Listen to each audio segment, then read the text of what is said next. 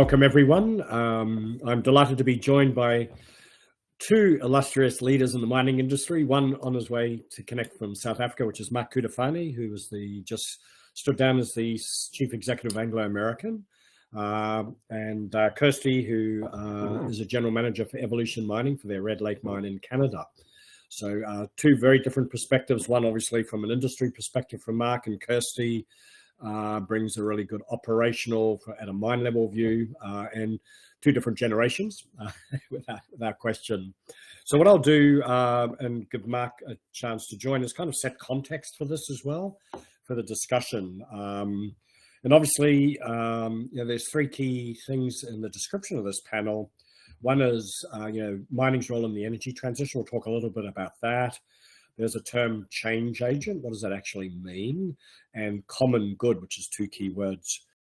So I think first, in terms of the energy transition, I think not everyone's aware, and I think it's something that the world is just awakening up to, which is that we are shifting to an energy system as a result of climate change that is 100% dependent on a mining supply chain. So we're shifting from a energy system that's based on fossil fuels to one that's dependent on mining, and it's not really well understood.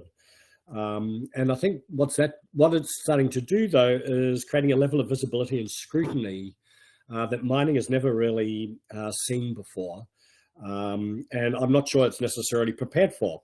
And what that scrutiny is these companies, from auto OEMs on their EV targets to downstream energy companies, are looking for a source of minerals that's affordable, is an adequate supply, is secure, and all of that is responsibly extracted and processed.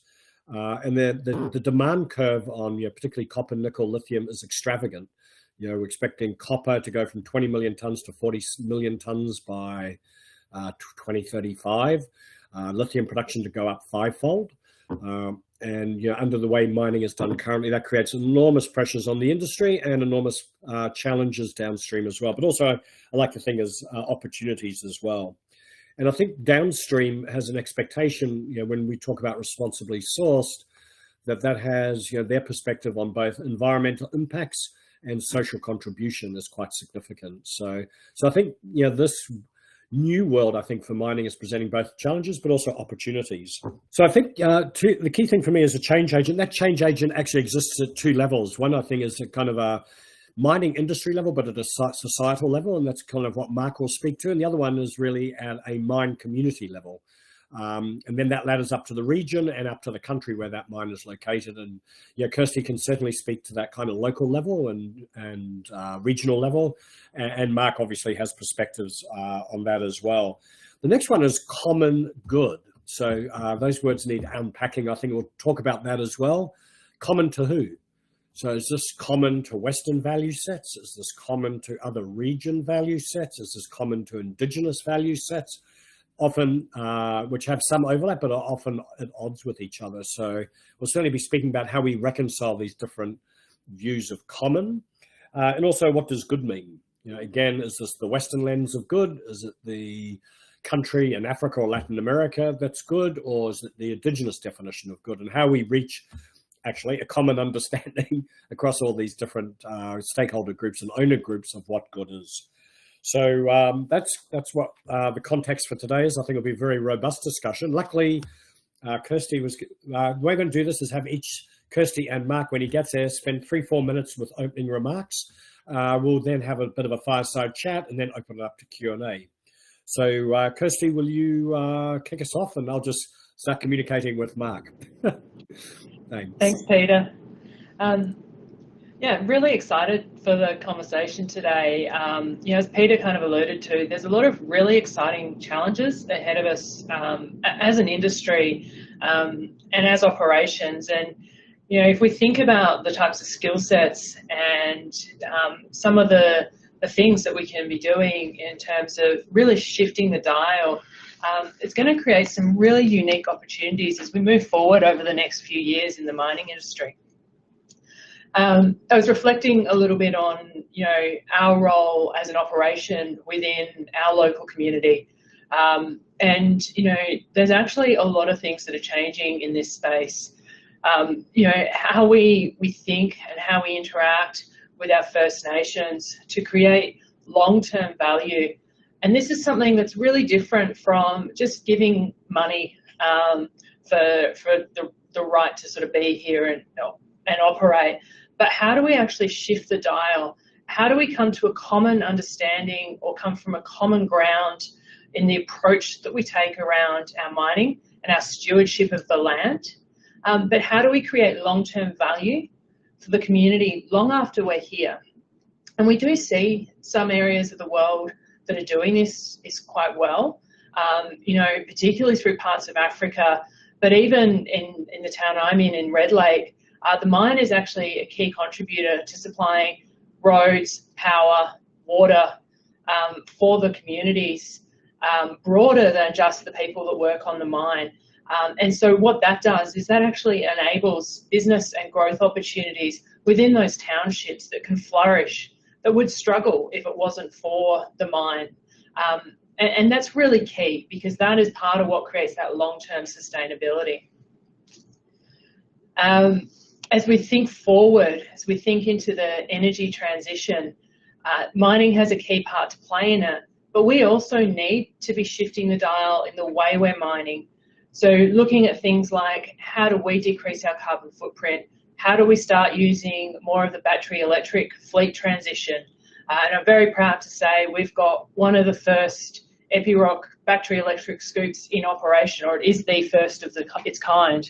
And it's a great machine. Our operators love it. And how do we do more of that? There's a lot of benefits. So using more sustainable methods to actually extract our industries as well. You know, how we power the mines. Traditionally, they've been very, very, let's call it fossil fuel heavy. But in South Africa, they're looking at some really interesting things around how they use a combination of wind, solar, and pumped hydro to power the mines and moving forward, and using pumped hydro as a battery. And then as we're coming, and when we do come to end of life, how do we think differently about the mine? How do we give it back to the community in a different way? And there's some really exciting things happening. Evolution at its Mount Rawdon operation in Queensland is actually investigating pumped hydro as a project. And that project, if it goes ahead, will have the capacity to power over 2 million homes in Queensland, and will actually be a key source of the Queensland government's transition to greener energy, you know, as opposed to just leaving a hole in the ground from an open cut. We've got lots of challenges as we come into operations and closure, particularly around tailings. We know we need to do something differently with tailings.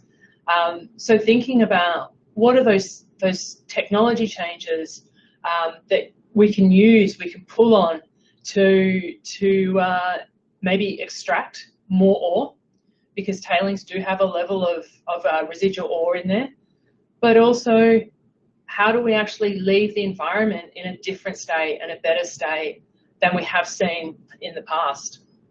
So I think there's lots of really exciting opportunities for us, and lots of challenges that really make, for me, the mining industry incredibly exciting. And there's the big strategy pieces, but some of these are happening in the here and the now on operations. And so even at an operational level, the ability we have to shift the dial, whether it be the way we work as community partners, the long-term growth we create, or the technology that we try to actually leave the industry and the areas that we work in a better place. Peter, I'm going to hand back to you. Kirsty, thanks very much. Good timing. You timed that perfectly for Mark to join us. Mark, welcome from South Africa. Appreciate it. You missed my context setting, which you probably didn't mind. You've heard me enough, so you probably know exactly what I said.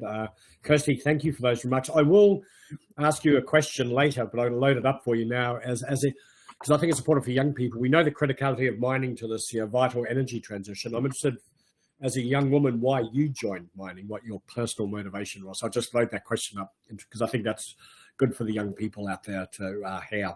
So Mark, Kirsty just gave her opening remarks in terms of some of her insights, both at Red Lake and Evolution Mining more broadly. So over to you, some kind of insights and remarks from an industry level.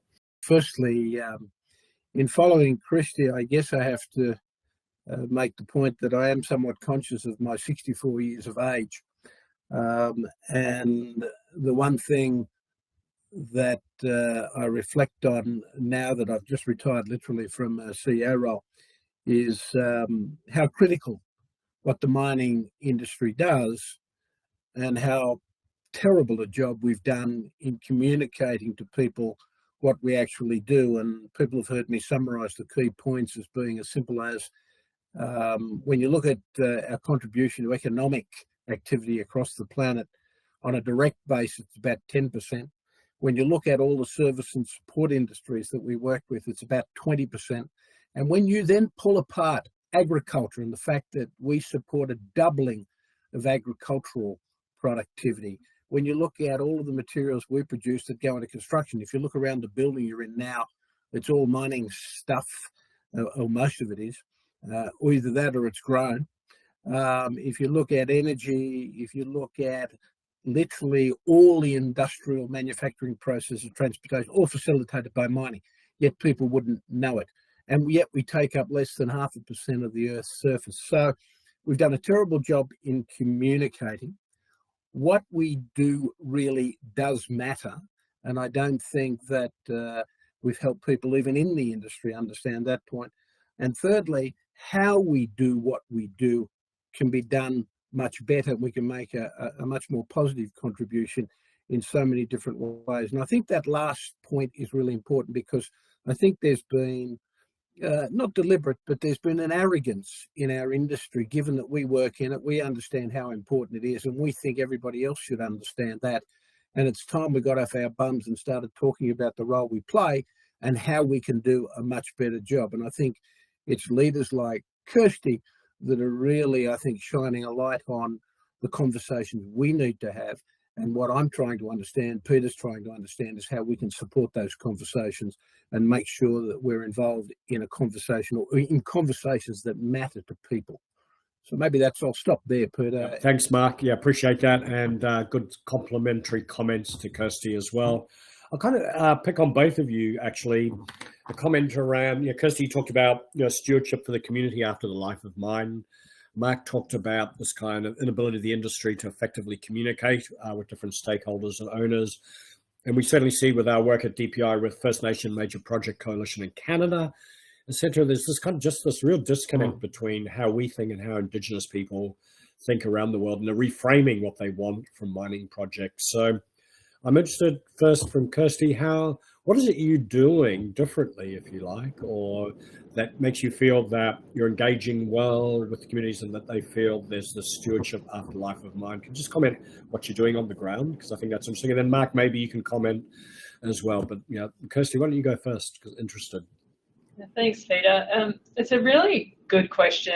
And, I think the simple answer is we don't really know. So last week, I spent 2 days with our First Nation partners, and we're in the middle of renegotiating the way we work. And we've actually stepped back and we've developed 7 principles that align both to us as a mining company, but also to the First Nations. And really they're our guiding principles. So as we're having our conversations, it's coming back to those principles. And that's really thinking about, the Creator gave gifts to the earth, and we need to honor that gift. We need to think about Nibi, which is water, and water is a life giver. So what is it we need to do to maintain, quality of water? And there's a couple of others, but really the first step for us is finding the common ground through those 7 principles. Part of it is what can we learn from the earth? So the First Nation, our First Nation partners believe the earth teaches us. But if I look at our mine also teaches us. We're a deep mine, we've got seismicity. How do we use that? That's a common concept for us, learning from the earth. And so we're very early days in our agreements, but starting by coming from a different perspective, which is a common ground that we both understand, honour and respect. So the creator from the First Nations, but for us it comes into our stewardship. We don't want to damage the land. We want to honour the mine. We need to listen to what it's telling us, and using that to shape our conversations and what that means, as opposed to just we take something, we give something. Yeah. So that's the approach we're taking. Like I said, early days, but we have to try something different if we want to see a different outcome. Yeah, no, thanks, Kirsty. I love that fresh perspective, and I'm not sure there's many mining general managers that would just actually say what you just said with any level of understanding. So congratulations. And I love what can we learn from the earth. That's really important. So Mark, I mean, obviously, you and I just spent a 2-day workshop in London on the DPI's Responsible Sourcing Coalition, where we did a lot on the First Nation discussion. So maybe reflect on maybe some of the things you heard there, but also what Anglo-American did at Quellaveco in Peru when you did the reset with the communities, I think is really instructive for everyone. So I'll leave that to you. Yeah, I'm just going to reflect on a conversation I had with a lot of industry colleagues based on what Kirsty was saying as a segue into the local community, Peter. Yeah. I'm half Italian, half Irish, and so every one of us is Indigenous from somewhere. Yeah. And I'm Roman, and many would argue the Romans came from Troy, and the Irish, well, we know the history of Britannia and all of those stories, and very different characters. But the reason that's an important point to make, if you go back to the ancient Greeks and their understanding of what the world's made of, earth, wind and fire, and the role of the earth in terms of everything, they had a better understanding of the earth and its contribution to their life than we do today in modern society. Indigenous communities are in exactly the same place in their own communities. If you go back in Australia in terms of farming practices 20,000 years ago, in many ways they were more sophisticated in understanding how to get the best out of the land and how they used the land to support their lives. It's no different than it is today. The challenge we have today is we've got 8 billion people, and the technologies required to support 8 billion people are very different. And the scale of things we have to do in terms of our relationship with the earth has to be different by the fact that we've got 8 billion people. If we're not prepared to make that change, then we can't support 8 billion people. So being respectful of the local communities and their relationship with the land, whether it's a relationship that goes back thousands of years, or whether it goes back 100 years, or whether it goes back 5 years, is still the same point. The perspectives are very different. And when you talk about Quellaveco, when we designed the Quellaveco project, and this is the largest mine that's ever been built, if you measure it by earth moved or concrete, and it's a massive project, and it's been prepared for development for 20 odd years. It was only in 2012 when we really started to get some momentum, because we went and asked the community and said, what would we have to do to support the community in what it wants to see as its future for you to be able to support the development of Quellaveco? And the governor of the province, who later became the president, facilitated a set of roundtable conversations, and there were 26 projects identified by the community that would be key for them being able to support the project. That included all sorts of things, including a river diversion, believe it or not. And they had one river that had very high arsenic levels, and they couldn't farm adjacent to that river 6 months of the year. So they wanted some physical adjustments that we could facilitate in the development of the mine that allowed them to grow their crops 365 days a year. We wouldn't have dreamed of moving the river and do what they asked us to do, but they said that's what they wanted. And there were a whole range of other projects that we were able to put together, not invasive in any way, shape or form, more around enterprise development, things that they require, and preservation of land, and increasing biodiversity, whole range of things that we would see as normally on the table for these sorts of conversations. But because they made the decision on what the critical projects when we worked together, it became their project, and it commissioned literally 3 months ago, on time, on budget, and probably one of the first for a major mining project in 25 years. And I say, not in spite of the community, but because of the community, it's been a success all way around, and there have been no major disruptions. At the end of the day, I think we have to stop thinking like engineers and saying this is what you need, and start buttoning our lips, opening our ears, and ask, what can we do to support you achieve the things you want to achieve?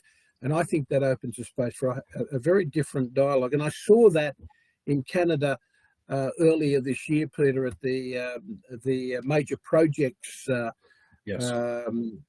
What do we call it? The Project Coalition, conference. Yeah, the Project Coalition sessions with the First Nations in Canada, and that was one of the most constructive sessions I've attended. And it was about development, but development the right way. And those sorts of dialogues are the sorts of things we've got to support and be part of, and be active participants. And from time to time, understand that people will say no as well. Yeah, no, that's good. And this leads into a question from the audience, from Marilyn, actually. It's a perfect lead in.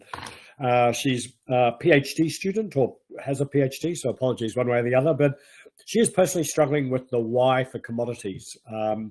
Is it greed or is it purpose? So I might give a two-part answer, and then I'll hand over to both of you to maybe build on that.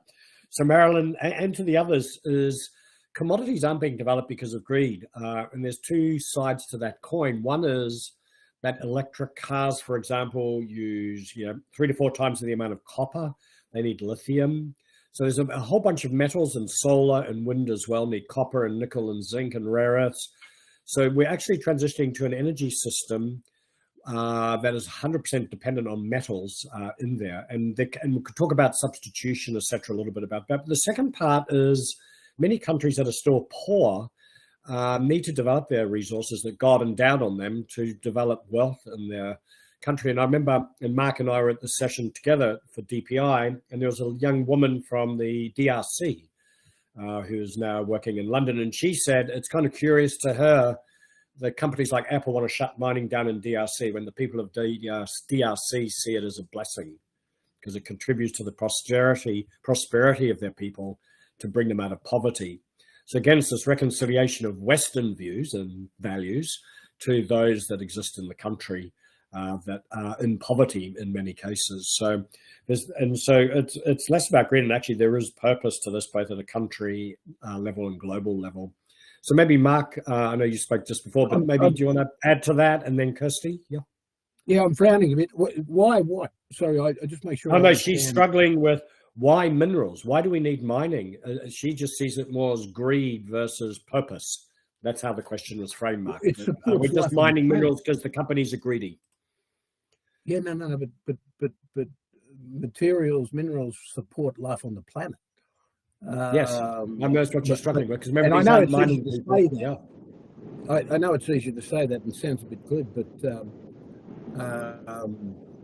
since humans began, we've been using mined products in one form or another, whether it's for shelter, whether it's for transportation, whether it's the medicines we use or the materials we use in medicine. Every industry uses commodities. I know people don't probably connect to that if they're not close to industry. I had a very good example where I talked about demerging our thermal coal operations and ultimately saying they'd be closed. And somebody said to me, "Isn't that wonderful? We don't have to mine." And I said, "What? I said, "Actually, we have to mine more because, all those windmills, they're made of steel, copper, nickel, all the things you talked about, or the solar arrays are made of a whole range of other minerals, or the batteries are made of a whole range of other minerals, or all the transport, everything else, the medicines you take, all of those things, even the plants we grow, the mining industry through fertilizers and the mechanized agricultural methods have more than doubled productivity. If we didn't have mining, we would have to double the amount of land available for agriculture. which means we'd need 80% of the planet, which means we'd be unsustainable from a carbon perspective because we'd have to cut down all the forests. And when you take people through mass balances and the science, they said, oh, okay, we need it for everything. And I said, but just look around you. Everything that's around you is mined in one form or another. Now, how do we recycle? How do we do things much more efficiently? How do we do a whole range of things? Because if you look at the planets, it's a series of concentrations of things, and we're mining those concentrations. But by the way, mining can also have a positive footprint. And Woodsmith, the new fertilizer project in North Yorkshire, of all places, will take up 124 hectares for the mine. We will rehabilitate 10,000 hectares of natural woodland in that region. So we'll take it back to biodiverse outcomes. And we save 1.5 million hectares of farmland because of the productivity. And that's been going on for centuries. But people don't see that because they don't see where their food comes from. A bit like in COVID, when you said, okay, we're going to stop everything. We said, wait a minute, you're going to stop food? You know, people think they go down to the local supermarket to get their food. I said, no. A truck brings it from somewhere, which brings it from somewhere. And when we went through it, the government said, okay, we'll have to keep the water going. We'll have to keep the energy on. We'll have to keep transporting food. We'll have to send the chemicals to the farm so that they can grow the food. Transport, everything else works. It all connects together. So sorry, I'm being a pain in the ass, but No. Your passion is coming through, and I think it's important. You know, there's all these vital sectors and supply chains. And it's not a criticism, by the way, because it's a very common question. No, it is absolutely. Kirsty, your perspective on this? I'll take Nolan's question. I'll take it back to the community a little bit. I mean, so mining companies are a business. They do need to make a profit, and they need to make a profit so they can actually reinvest back. But if you step back, so I'm in a community of around 5,000 people. We directly employ about 900 of them. We would touch nearly every family in town. And if you think about, you know, how do we bring communities and how do we bring parts of the world out of poverty, mining is actually pretty key to that. Mining is generally, you know, it's not in the city. It's out in the middle of nowhere. It's out where it may be the only barge industry. And that creates income, it creates jobs. That indirectly then creates education opportunities. And we know education is the key to bringing people out of poverty. But it also actually goes back into the community. So about 50% of our annual spend is within our community, either through employee wages or through direct spend to community. So we build those businesses locally here that can then be, you know, transformed into different areas once we're gone. So I think that, you know, there is a key part in mining to actually helping, as Peter touched upon it, how do we bring some of these countries and these communities, how do we give them income? How do we bring them out of poverty? And mining's key to that. Absolutely. Thanks, Kirsty. And let's just take and I'm going to take a pivot here. And I know you both have views on this, and I'll let you go first, Kirsty, as well on this one. And Mark, you touched on this. And again, we're going back to mining being a change agent and then for common good. There's this whole idea of recycling and also material substitution. Because I think if we're talking about being a change agent, I think we need to be partners as the mining industry to recycle and to find substitution materials. So we minimize to the extent we can the amount of, you know, I call it virgin extraction of virgin material. So the less we actually physically mine, the better for the world, obviously, because it's a non-renewable resource. So Kirsty, just kind of get your perspective on that, and anything Evolution's doing, even your personal perspective around those two things. So, good question.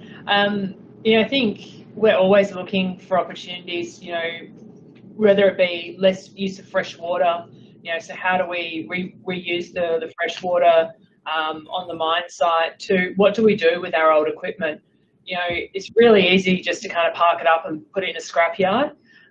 But, you know, if you look at old electrical cables, they're full of copper. So we actually partner locally, and probably the best program I've seen actually was in Evolution. It was one of the mines in Canada where they open up to the women's shelter. The women's shelter came in and took all the scrap off site and stripped it down, and stripped it down for recycling. And that used to form the basis of their funds every year. And that was up in, I believe, Fort McMurray. And so, you're getting a double whammy there. You're actually supporting a local charity that really needs funds, but we're also recycling. We're looking at ways we can take our waste products and use them further. The other key one for me is how do we get better at extracting, and that's always a challenge. And your waste streams are definitely the key for that. We're looking at some really interesting stuff at the moment with our tailings dam and plasma technology to see if we can actually extract the gold from our tailings in concentration with our concentrate. And it will have a bypass.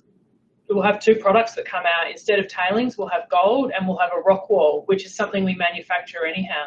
So there's some really interesting things we're doing to try and really extract everything we can. So whether it be through recycling or through our waste streams to improve. Great. Thanks, Kirsty. Mark, you and I have often talked about, a valuable mining company in the future is actually a materials provider. Do you want to speak to, actually at the industry level, and Kirsty, that was great perspective of how a company can be more responsible and how it's using its materials. So Mark, maybe at the industry level, what should the industry be doing to facilitate recycling and new material science? Yeah, thanks, Peter. I think firstly, the demand for copper and all these things come from demand in construction, transportation, industrial buildings. There's no way we can reduce human footprint without urbanizing, and mining's obviously the key to urbanizing. Buildings that go up 50, 60 floors or whatever and allow concentrations of populations is facilitated by mining. If not, we'd be stretched all over the place, and that would be the end of forests as we know them. So those things are really important. As a company, back in 2013, we used to call ourselves a mining company, and there's no doubt people used to think of big holes in the ground when we talked about ourselves as Anglo-American. And it was in a conversation with BMW when we were talking about making sure that the product they use doesn't have anything where there's abuse of human rights, ethically sourced, a whole range of positive elements, so that if you're buying a car, you knew that it was being built the right way.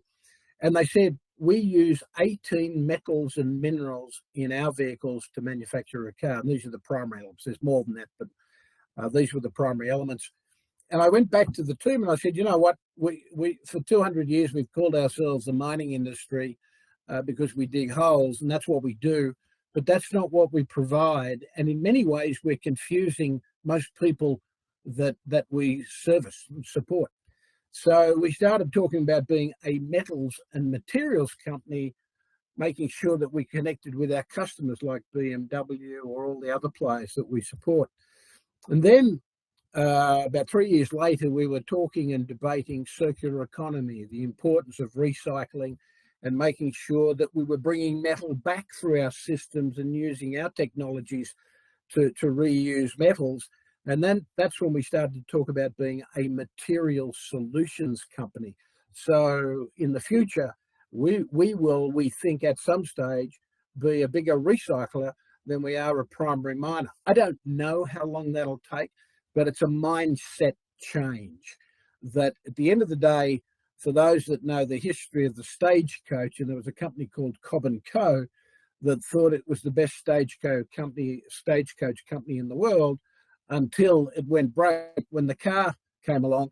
And in reality, it should have been thinking of itself as a transportation company, and it may be still around today. And that was our view, that we have to morph into what society expects us to need and what they want. And so that conversation about being a material solution provider is absolutely critical.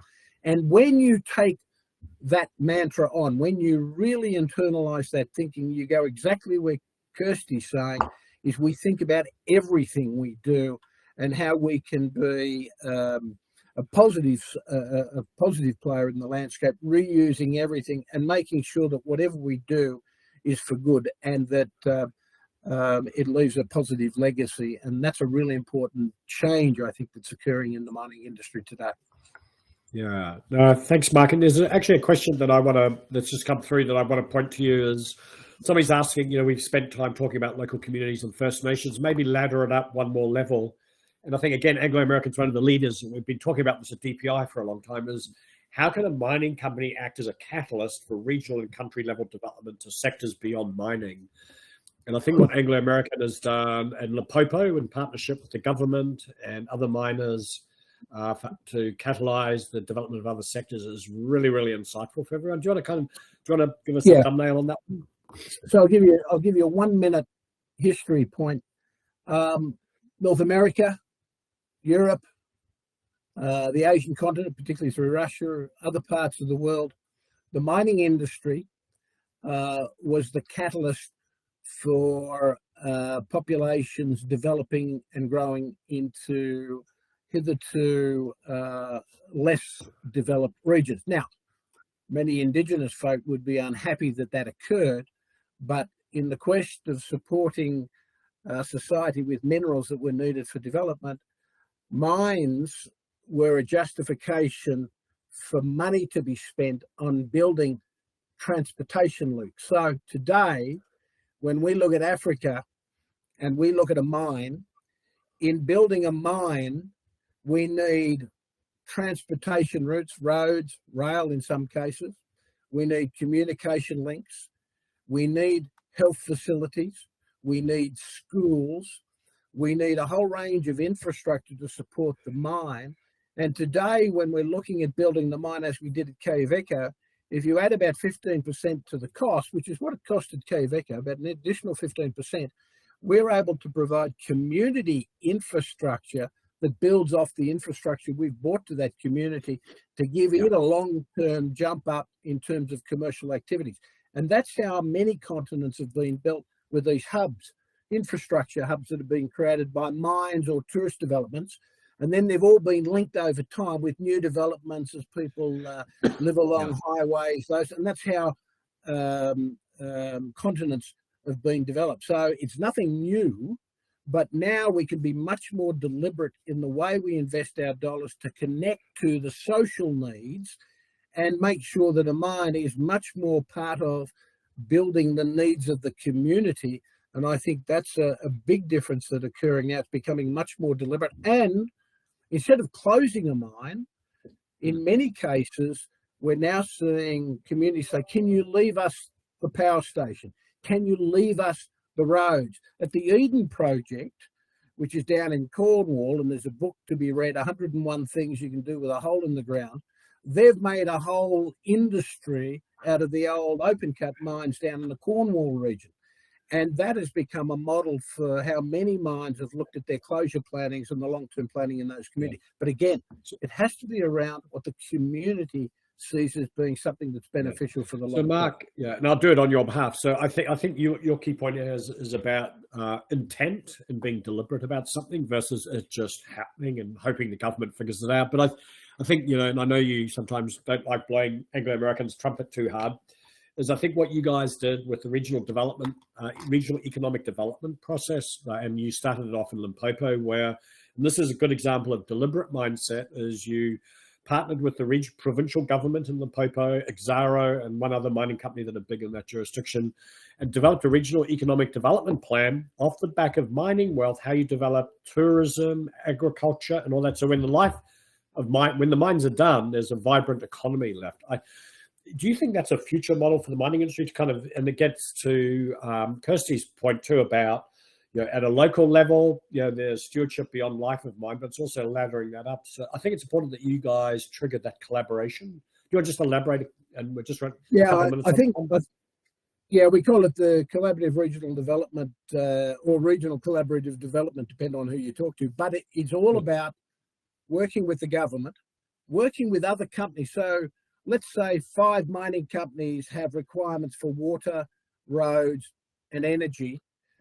Between the 5 of us, we can work out how to place those facilities such that the communities benefit from their the trace that they take through to get to those various operations. But you do it with the community and the government so that allows spatial planning to occur, It's also important when you start establishing these regional areas that you've got medical facilities, medical and health facilities, schools that are accessible. So you actually start planning out the communities based on where the infrastructure expenditure is going to go. So there's water available, roads, and as in South Africa, they say, we don't have a land problem, we have a development problem. We've got the land, but we don't have the resources to develop the land so people can make a life in the country. And that's what the president said very clearly. We need you guys to get moving on this regional development concept. That's the key for the future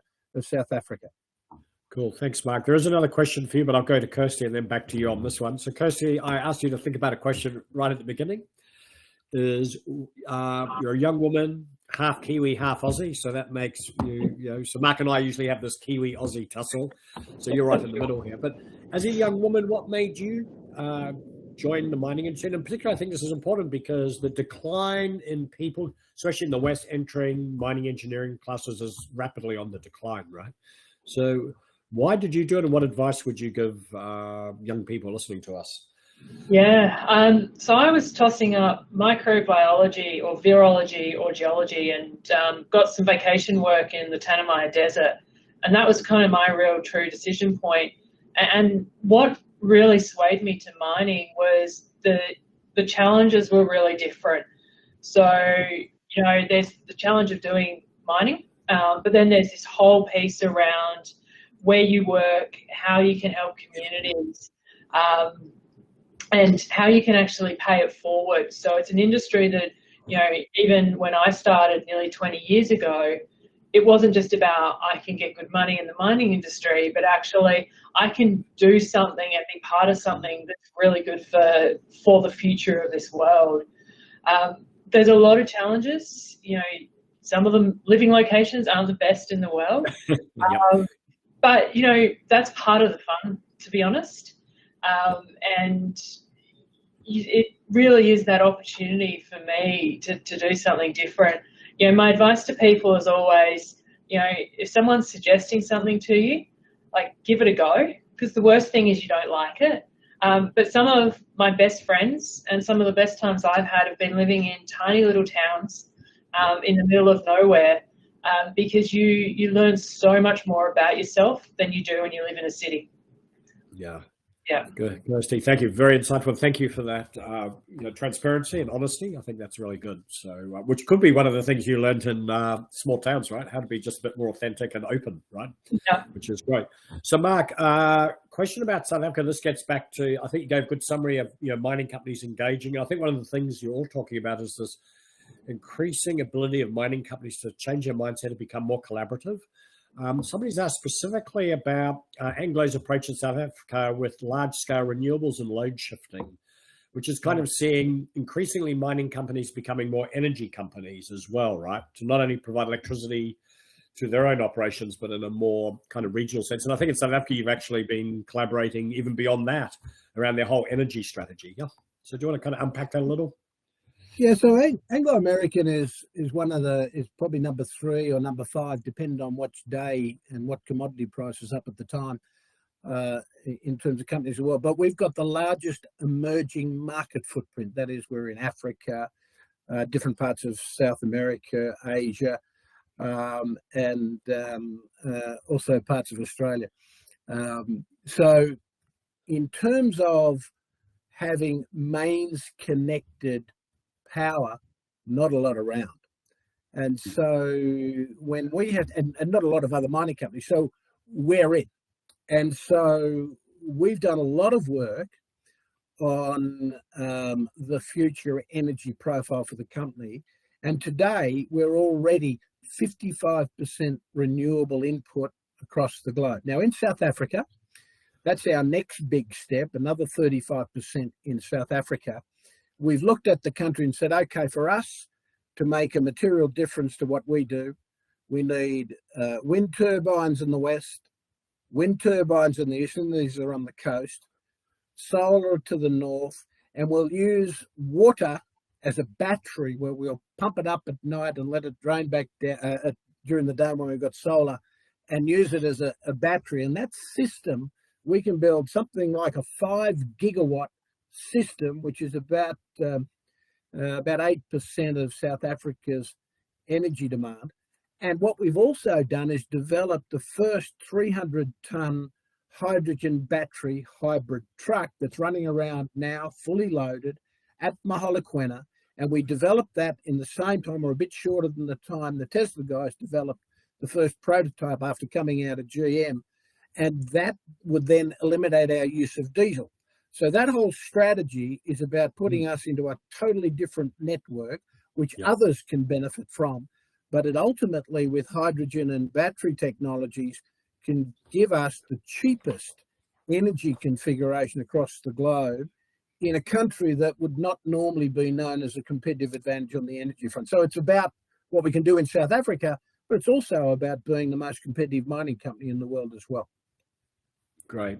Thanks, Mark. So we're just running down the clock. So both of you, Kirsty, you can start, then Mark, and then I'll do a quick wrap. 30 seconds, one piece of advice that you would give all the young people that are listening as to why they should seriously consider pursuing an opportunity in mining. Kirsty, you go first, then Mark. 30 seconds. Because we have some of the most interesting challenges that are going to shape the earth for the better in the future. Great. Thanks, Kirsty. I like that one. Mark, pressure on you. Along with agriculture, is the most important activity on the face of the planet. We're part of the future, and there are so many different opportunities, you wouldn't want to miss it.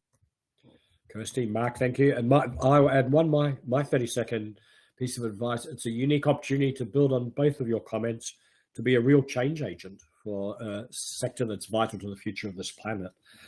Guys, I'd like to thank you. I thought this was a really thoughtful discussion around particularly how the industry is acting as a change agent through new collaborative models. Way more to go, without question, both at a community mine level, at a regional level, and laddering even up to a energy transition level with different sectors. We didn't really scratch on that.